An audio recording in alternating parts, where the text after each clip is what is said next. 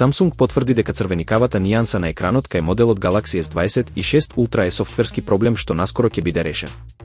Причина за проблемот: црвеникавата боја се јавува при силна амбиентална светлина поради погрешна софтверска калибрација, а не поради хардверски дефект. Решение и рок: компанијата подготвува софтверско ажурирање што треба да стигне до крајот на месецот и да ги коригира поставените параметри. Алтернативна поддршка: додека се чека официјалното ажурирање, корисниците можат да побараат помош и во овластените сервисни центри.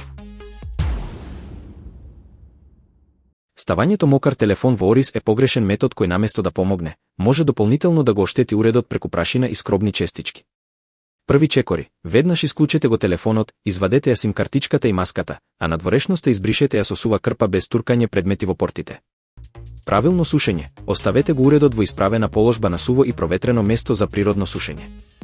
Избегнувајте користење фен бидејќи топлината ги оштетува компонентите, а воздухот ја турка водата подлабоко. Без полнење: не го приклучувајте телефонот на полнач се додека има влага во портот, за да спречите корозија и краток спој. Сервисна помош: доколку уредот бил потопен во солена или валкана вода, IP заштитата не гарантира спасување и најдобро е веднаш да се однесе во овластен сервис.